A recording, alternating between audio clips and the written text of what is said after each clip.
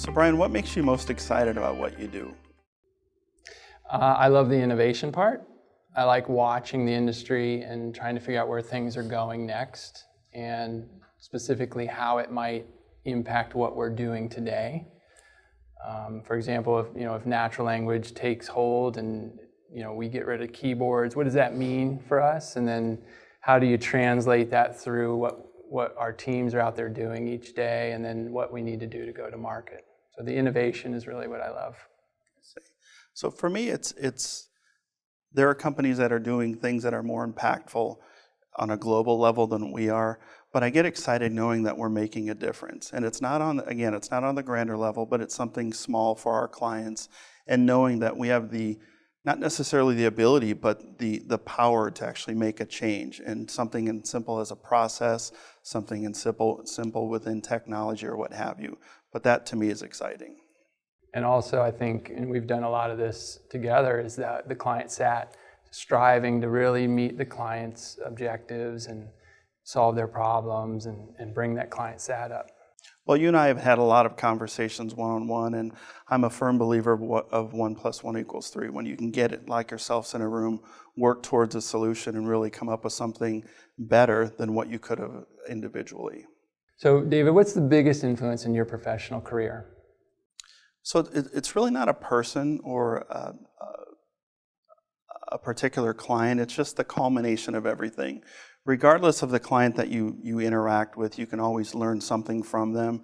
Everybody comes from different lives, and it's neat to interact with them both personally and professionally and take something from them and build it into something of your own. And that's really what I am, a culmination of everybody that I've dealt with over my number of years. Yeah, mine actually very similar. I belong to a lot of industry associations, and that, getting with colleagues and getting with like-minded people in the industry and hearing all the different points of view and working in those consortiums and so forth, it's huge. So Brian, who's inspiring you in the industry right now? Well, there's a lot of the giants out there, and I can't say it's any particular person, but I tell you, there is a type of person that really inspires me. And those people that are really trying to bring cutting-edge technology out to market. People have really almost sold the farm to make something innovative. People that are developing new algorithms, or they're into natural language. They're maybe wearable technology. So people that are really into it have put away the profitability of something, or put away, and they're really focused on almost like the engineering and the science of bringing function to the IT world. Yeah. What's exciting is every time you think that we've figured it all out, or there's nothing else to discover, something else comes on.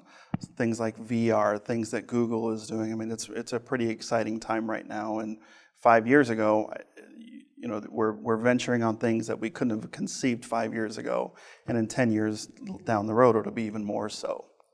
So Brian, describe a world run by intelligent technology. A couple buckets I put that in. There's stuff that like the R&D departments of big technology companies bring to market, and they're usually profit driven, and they help us work better. And I think there's another view of that, and that is in the undeveloped world. I'm always interested in things like bringing internet signal to underdeveloped countries that today do not have a signal. If you handed them a laptop or a phone, they actually could not get on the internet. And I'm always interested to know what would intelligent technology do for those different societies.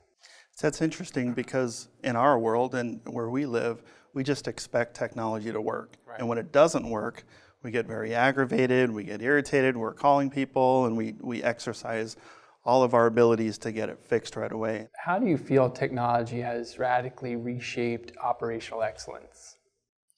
Well, I think you have people, process, and technology. I think process in general is process. You write process based on the technology you're supporting. People is a real differentiator, and I think that we have a big differentiator as compared to our competitors. But technology, a lot of people buy a tool, a lot of people deploy a tool, and they expect that to resolve issues. But it's really the people that are working those tools that can extract the information to solve problems. I think that's the component that's radically changed the most. Yeah, I agree. I think, today, especially with operations, it's always been a keep the lights on, a very steady type of IT function. And now things are changing so much that you need people to constantly be looking at what's going on in the environment and how are we going to change the operations to deal with all those changes going on in the IT world. Yeah, everybody can buy a tool, but not everybody utilizes them to the extent that they should be used.